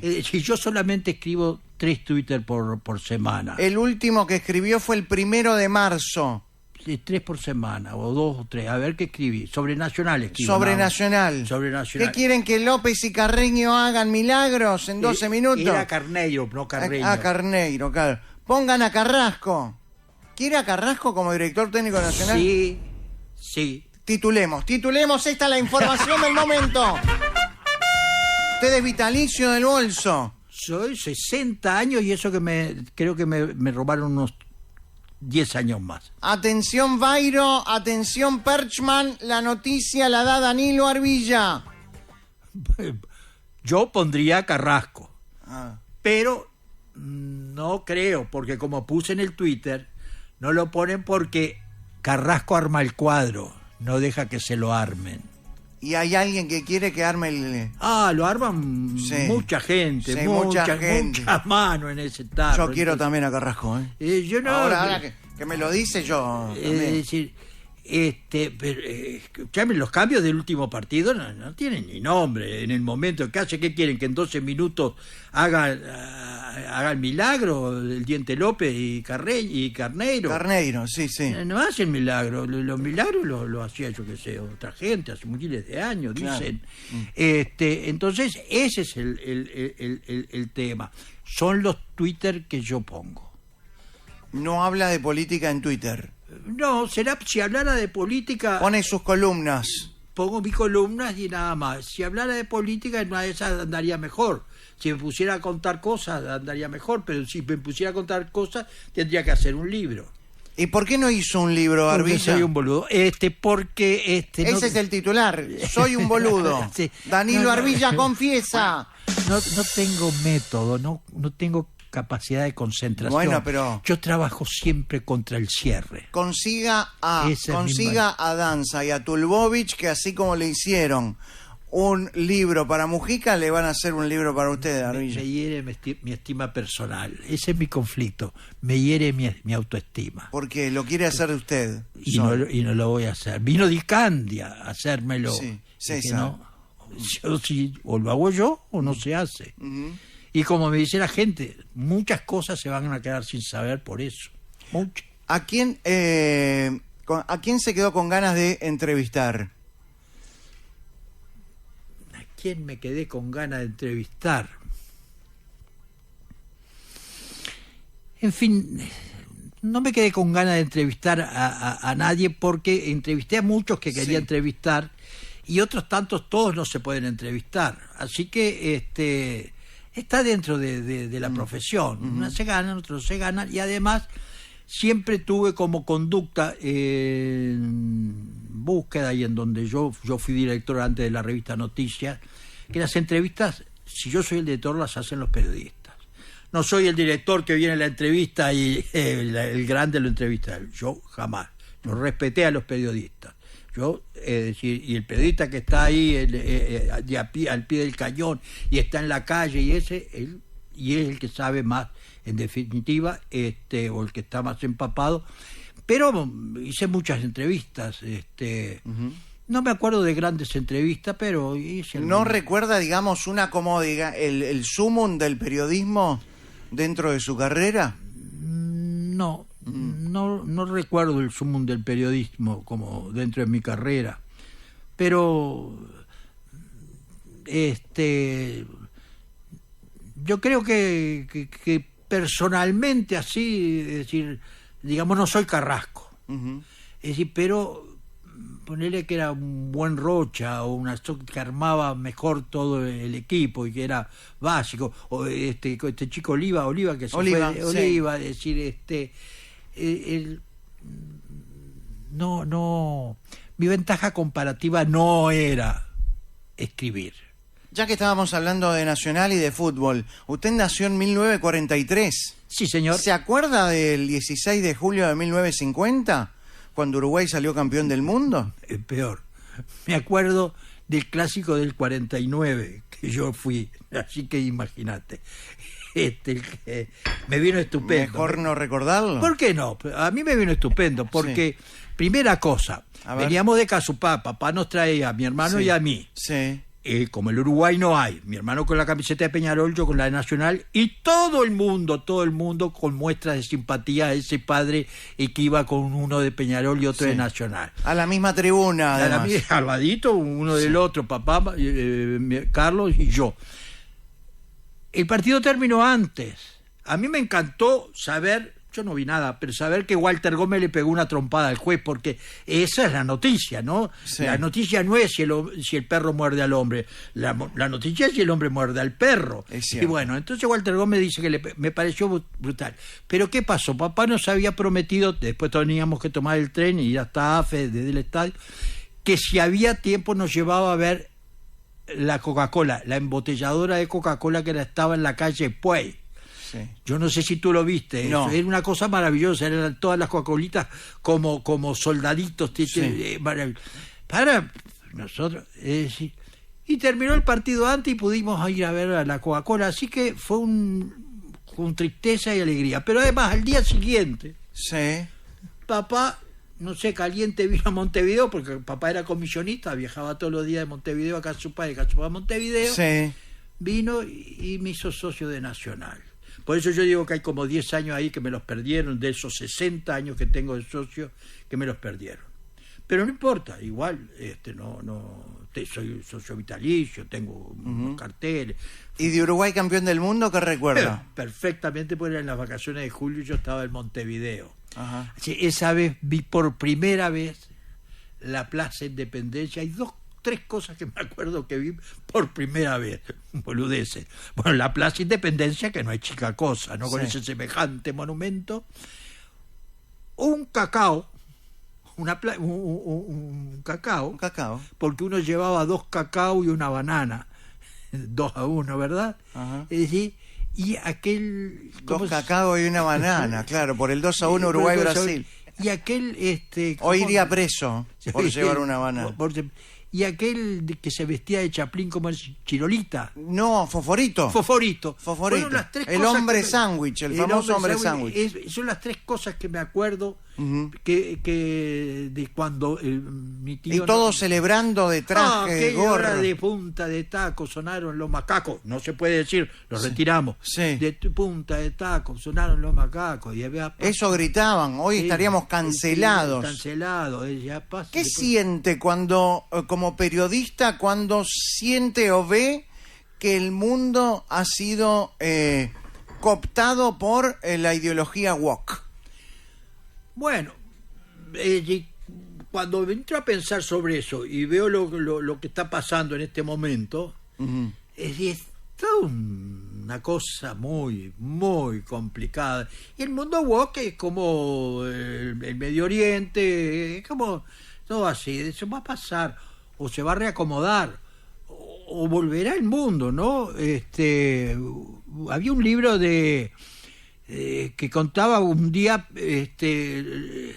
los metales dejan de transportar la electricidad y se viene todo abajo, se deshace el mundo, solamente sobrevive una tribu en África, que además había un explorador, un tipo muy inteligente. Entonces, no había mundo. Entonces el tipo organizó un mundo ideal. Y aquí fue un mundo maravilloso, un país sensacional, todos en paz, en armonía, bárbaro. A los 25 años de fundado la nación esa y ese país, ese mundo ideal, el pueblo, en agradecimiento a ese jefe que tenían, le dice, le vamos a ofrecer eso. Y van y le presentan una máquina a vapor. Al tipo le viene como un ataque de locura. Habían puesto a marchar la máquina a vapor, pom, se arma un desbarajuste bárbaro, la máquina va marchando, el tipo se cae de la tarima y la máquina lo pasa por arriba. Y bueno, puede que se vayamos a eso y que empiece otra vez. Esto yo qué sé. Recién hablábamos del primer año de Orsi. ¿Qué opina del posible Ministerio de Justicia que quiere imponer Jorge Díaz? Bueno, el tema es que hay un gran rechazo hacia el ministerio, pero no al ministerio, sino a Jorge Díaz, porque todo el mundo presupone que es un ministerio de Jorge Díaz, que va a ir Jorge Díaz de ministro, todo el mundo lo da por hecho. Y si no ¿armó la fiscalía para su propio beneficio? Bueno, en función de eso, todo el mundo presupone de que Jorge Díaz, sea o no ministro, que no le va a cambiar, se supone, que no le va a cambiar, decir, no, seguro que no va a ser Jorge Díaz ministro. Igual no le van a creer, porque van a pensar que fue Jorge Díaz, como siempre se ha sostenido, o por lo menos hay como una verdad admitida ahí, de que Jorge Díaz manejaba la fiscalía y que va a manejar el ministerio. Bueno, puso como ministro del Interior al ex fiscal Carlos Negro. Sí, está, pero sí puede ser coincidencia, ¿no? Coincidencia. Puede ser coincidencia. Ajá. Yo creo que se ha separado un poquito la figura de Negro me parece. Días. Hay días negros igual, Todos tenemos días negros en la vida. Hay días negros, sí. Pero no se puede decir porque... Tiene razón. En mi pueblo como no habían negros. ¿En Casupá no habían negros? No, o por si había yo nunca me di cuenta. Puede ser que tuviera un compañero de clase de banco que era negro, pero como era mi compañero de banco, en los pueblos, eso es lo grande de los pueblos, nunca nos dimos cuenta... No, de las diferencias. De las diferencias ni de las que eran domésticas o después iban a trabajar domésticos, ni diferencias económicas, ni de religión, ni de raza, ni de color. Felizmente no. ¿Odone es el nuevo Danilo Astori? Bueno, yo lo vengo sosteniendo en cada columna que me refiero al tema. Creo que sí. Creo que sí. Creo que Odone es la figura que está cumpliendo una función. Está cumpliendo la función que cumplía Danilo Astori. Lo que pasa es que Danilo Astori era con autonomía propia o creativo. Danilo tenía más fuerza política, no digo más espalda. Más espalda y todo. Yo no sé si Odone es marxista, creo que Danilo, aunque lo negara, era marxista, pero un hombre muy hábil, Danilo. Pero también se dio cuenta, mucho antes que todo, por dónde iba el asunto. Porque Danilo habría que hablar mucho, pero Danilo vio que el marxismo-leninismo tal cual, eso no iba a caminar en el mundo como ya no estaba caminando en Cuba. ¿Y cómo tenemos un ministro de Trabajo que es... bueno, pero eso es lo que más me preocupa. No que sean marxistas, que está bien. Cada uno es lo que quiere ser. Sí. Es decir, yo no me explico cómo no han medido y no han mirado la historia, pero de todas maneras es la visión de ellos, puede estar respetuosa, tan cierta como la mía. Pero a mí hay cosas que me parece que no las entienden, y eso es lo que me preocupa, que no entiendan. ¿El gobierno de Orsi? Bueno, no lo entiende el ministro, y el gobierno de Orsi, si bien omitió el tema en su discurso, esta ley por la cual empiezan por obligarte a decir cuando vas a despedir a alguien, que diga por qué lo vas a despedir 15 días antes, no, perdóname, eso no es como, no te me metas en mi cama. Es decir, eso no es así. Es decir, un empresario que viene a invertir acá y le dice, bueno, sí, pero usted invierta, ¿cuántos toma? 37, muy bien. Puede que después uno, bueno, antes tiene que avisarnos con 15 días cuándo lo va a echar y por qué lo va a echar y a qué se debe, y todavía es capaz que te entran a manejar y te ocupan la fábrica. Entonces, todas esas garantías que hablan y eso, esa iniciativa de Castillo, pero Castillo, es decir, lo debe creer. Es decir, en el año 60 y poquito, Fidel Castro lo dijo, acá no más industrias privadas, no más empresas privadas, no más, y lo hizo. Seguro tenía que la Unión Soviética que lo bancaba, así cualquiera. Así fue el clavo que les dejó. Entonces, fenómeno. Y están bien, pero esa Danilo no la creía. Danilo la que vio clara fue la Cuba desesperada, buscando, promoviendo el turismo sexual, cuando se quedó sin el aporte solidario de la Unión Soviética, porque se vino abajo. Uh-huh. Entonces se quedó sin ese aporte y tuvo aquellos años difíciles, especiales, es decir, en el cual se empezó a promover el turismo sexual. ¿Y por qué el Frente Amplio sigue haciendo marchas a favor de Cuba y la revolución? Porque levanta lo que dijo Orsi en el discurso. Yo creo que fue dijo algunas cosas que le levantan, pero hay una que no sé por qué la dijo, lo de la solidaridad de los médicos cubanos. No habló ni de Nicaragua, ni de Cuba, ni de pero metió el aviso, aparentemente, la solidaridad de los oftalmólogos cubanos. Solidaridad menga, se les pagó. Y aplaudieron las pocas con un gran entusiasmo, pero eso no pasa en todos los parlamentos. Entonces, no, se les pagó, pero además yo me acuerdo que cuando hubo reclamos de oftalmólogos de acá y decir, ¿por qué no, en vez de pagarle a cubanos, ahora, ¿cuánto le pagaron? Eso es lo que no sabré, y si el gobierno es claro, es decir, no digo que me gustaría saber, porque en el caso de Brasil, cuando se destapó, fue un lío muy grande y fue mucha plata, porque el sistema es así, Cuba te mandaba el médico, es decir, por cada médico el país le pagaba tanto a Cuba le pagaba el salario al médico, que no era lo que el país le pagaba, y era un subsidio. Y una así, jugada sucia, entonces. Un subsidio, no sé, pero durante años Lula subsidió a Cuba eso. Y como no lo podía hacer porque en el Congreso ese tipo hizo todo un arreglo con la Organización Mundial de la Salud, fue un escándalo grande, era una especie de subsidio, y así pasó con la Venezuela de Chávez. Y acá también pasó eso. Eso no puedo decir, pero estoy seguro que, seguro murió en la guerra, sí. Pero creo que es así, porque además recuerdo que en un momento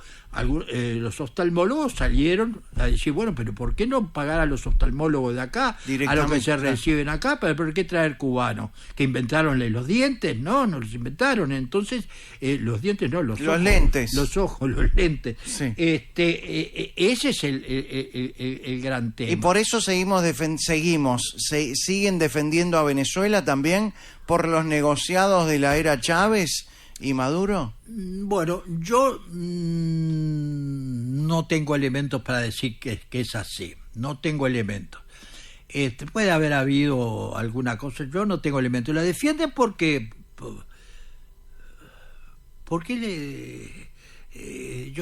esto de los que defienden estos evangelistas, creo que son, que defienden están en contra de la, viste que se me van las palabras, no importa, el autosuicidio, de la eutanasia. La eutanasia, lo que están en contra. ¿Por qué están en contra? ¿Qué le importa? La vida es mía. Y la muerte, parte de mi vida. ¿Quién va a disponer cuando me tengo que morir yo? ¿Quién? Uh-huh. Yo no creo en Dios, además. ¿No cree en Dios? No. lamentablemente. ¿Qué hay después de la muerte? ¿Nada? Ay, Dios. ¿Eh? Creo que nada. Y me pega en el forro. Me pega feo, pero creo que nada. Estoy convencido casi de que no hay nada. Pero una vez un amigo, hablando de por qué no creo en nada, digo, porque no hay nada que me explique ese ser superior. Nada, y que sea grande, bueno, todo lo que sea, fenomenal. Todo puede ser, que no tiene fin, fenómeno, pero que no tiene principio. No lo concibo, que no tiene principio. Estoy hablando de los católicos, que no tiene principio. Y un amigo me dijo, estábamos cenando, éramos varios matrimonios, el amigo, que era Martín Posada, me dijo, ¿y el tiempo, Danilo? ¿Cuándo empezó? Pero yo nada que yo conociera que no tuviera explicación. Y me ha dejado siempre esa duda, el tiempo. ¿Cuándo empezó? El tiempo, esto que está pasando, ¿cuándo empezó? Pero de todas maneras... Para un periodista es horrible no tener respuesta. Exactamente. Te confieso que he leído mucho. Confieso que he leído, dijo confieso uno. Que eso lo dijo, confieso que he vivido, era este muchacho Neruda, ¿no? Sí. Pero te confieso que he leído mucho sobre eso. Diría que he buscado a Dios. Así que fui bastante lector de la Biblia, algo del Corán. He leído, pero yo qué sé. Hablando del Corán, ¿qué siente o qué opina desde el punto de vista periodístico o del análisis del avance musulmán en Europa? Lee un libro que escribió hace... Oriana Fallaci, El orgullo y la pasión, creo que Sí. se llamaba. Es decir, yo escribí una crítica en su momento y escribí después, ese libro generó una serie de reacciones y Oriana escribió otro libro. Y yo escribí una crítica que titulé Escupitajo, porque en ese libro es un escupitajo a todos los gobernantes de Europa, diciéndole que se le iba a venir lo que 20 años después se le vino. Hay que leer, uno es el orgullo y la pasión y el otro no me acuerdo, que es la respuesta. Ella empieza el segundo libro diciendo, sabía que iba a pasar esto, Es brutal, es brutal. Y es normal, pero hasta los... No es normal. Bueno, digo, no, es normal, si no se dan cuenta es normal, pero vamos a esto. Hace... por allá por los años 92 y pico, yo estaba en Israel, entonces una reunión de 7, 8, 10 periodistas europeos, la mayoría, mexicano y yo, reunidos con Simón Pérez, ¿verdad? Entonces, Simón Pérez... Primer ministro. Primer ministro o canciller, ¿verdad? Entonces estaba con la entrega de Gaza. Por supuesto, eran como 8 españoles, los españoles son antisemitas, los periodistas españoles más antisemitas en general. Entonces lo increíble es que ahora no solo lo son, sino que están orgullosos de eso. Sí, bueno, eran siempre antisemitas. Yo no sé por qué vendrá eso, pero o más o menos tengo claro por qué viene, pero no. Torquemada. Yo creo y otros más. Ese es un lío que se armó hace mucho tiempo, ¿no? Tú lo sabes mejor que yo. Ese lío empieza contubernio es una palabra muy fea, la asociación, el arreglo entre Abraham, Sara, Agar, Ismael, Isaac, con la bendición de Yahvé. Y ahí empezó el lío. Y ese lío no es fácil de arreglar. En el caso de España, los moros alimentaron un poco eso y ya está. Bueno, pero ahí viene la fuerza del antisemitismo que yo noto en los españoles. Por supuesto, todo el mundo festejaba. Y yo le dije, usted sabe, yo creo que es un error, ministro. Si le da eso, desde ahí va a tener un enemigo. ¿por qué no le da lo de Golán? Y me dijo, bueno, las alturas de Golán son causus bellis. Perfecto, ¿y usted cree que Gaza no es causus bellis? ¿Y por qué? ¿Por qué? Y ahí le dije, eso viene bendecido por Yahvé de Ismael e Isaac. Digo, así que, me consideraron más que fanático estúpido. Pero bueno, cuando sucedió la atrocidad esa que sucedió, un semanario israelí me pidió una nota y yo escribí un artículo que después no lo escribí, que decía, yo les dije que iba a suceder, ¿no? Como Oriana Falachi. Sí, yo les dije que iba a suceder. Y bueno, y escribí un artículo en el cual decía que eso obligaba a Israel a dar una respuesta muy contundente, y que además no se dejara convencer de que no es proporcional. ¿Qué es proporcional? Armar un musical de paz en Gaza y entrar y matar. Es contundente. Y bueno, la cosa ha sido contundente y se ha ido todo, pero ahí empieza lo que ya estaba. Uh-huh. Es decir, el tema es decir, de todas maneras, hay una cosa que yo me lo temía, es decir, hay que tener cuidado. Hoy en estos momentos vemos que Irán sigue respondiendo. Es preocupante que Irán siga respondiendo con todo lo que le han dado. Quiere decir que lo de Irán era muy serio. Y tienen un montón de cosas más guardadas, seguramente. Seguramente, por eso. Es un tema bien complicado. Uh-huh. ¿Qué opina de Milei? Yo estoy en contra de todos los que atacan a los periodistas y a la libertad de prensa. Así que estoy en contra de Milei, con algunas cosas que me duelen. En fin, destaco, eso está bien, pero no confío en quien quiere gobernar lo que la gente puede saber. No confío en este chico de Estados Unidos, Trump. No confía en Trump. No confío en Trump, ni en Bukele, ni en Ortega, ni en el régimen cubano, ni en los venezolanos. Por lo que hablamos hace un tiempo, si está contra los periodistas, si está contra... Eso es un poco... Yo que sé, está contra Nacional. En fin, yo sé que después de terminado el partido, puesto los dos Twitter, la cosa no se terminó, pero lo de los periodistas no es tanto así, ¿no? Y el derecho de la gente a saber lo que pasa, no. Danilo Arbilla, vamos a terminar con el Sino Paso. ¿Quieres jugar al Sino Paso? Sí, no sé lo que es, pero yo sí me explicaron lo que es. Sé lo que es. Usted como periodista debería haberse informado. Sé lo que es. Te pido, por favor. Sí. Sí, no, paso. Sí. Llega a malos pensamientos. Sí, no, paso. Solo una respuesta. Sí. Solo una palabra. ¡No! Solo una contestación. Paso. Ante cada pregunta. Sí. ¡No!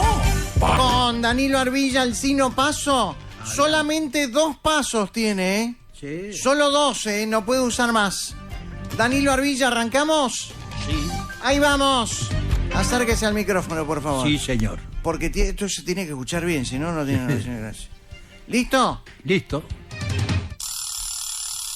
¿Cree que la prensa uruguaya en general fue demasiado complaciente durante la dictadura?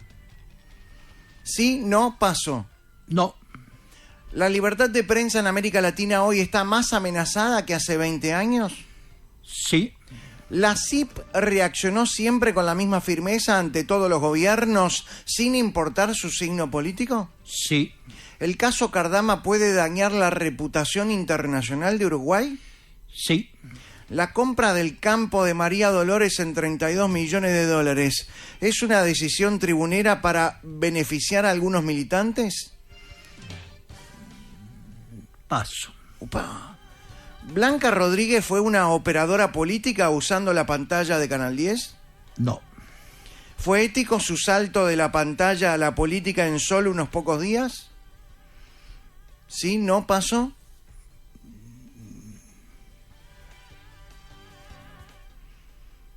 Paso. Uy, ¿no quedan más pasos? Y bueno, conversaremos. ¿Un periodista debe renunciar si su medio le exige callar información relevante? Sí, no, paso. Sí, no.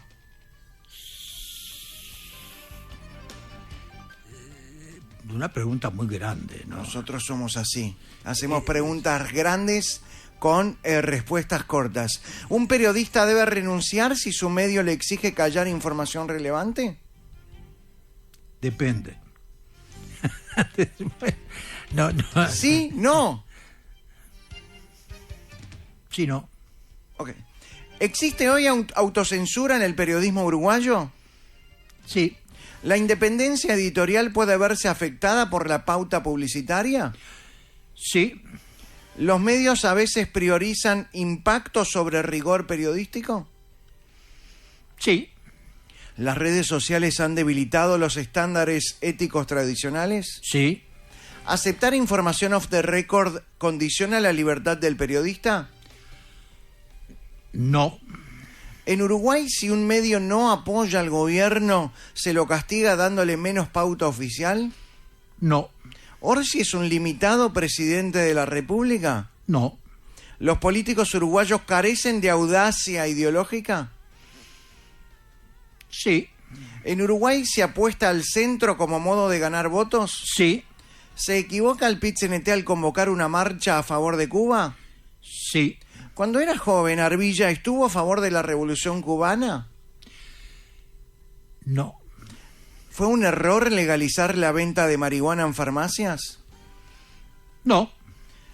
¿Las políticas de asistencia social actual fomentan dependencia más que independencia? Sí. ¿La libertad de expresión está en riesgo en Uruguay? No. ¿Los tupamaros fueron culpables del golpe de Estado? Sí. ¿La justicia está cuestionada en Uruguay? No. ¿La política se metió en la fiscalía por culpa de Jorge Díaz? No. ¿El llamado lenguaje inclusivo debería dejar de ser usado?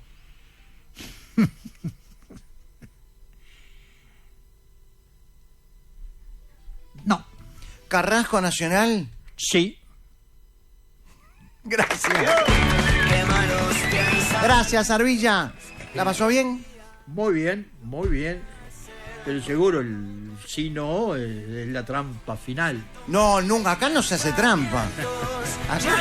¿Nos está tratando de tramposos? ¿Arbilla nos está tratando de tramposos? No, digo, el apriete final. Apriete. Bueno, si hay que apretar, aprieto. Gracias, Arbilla. Chao, hasta mañana.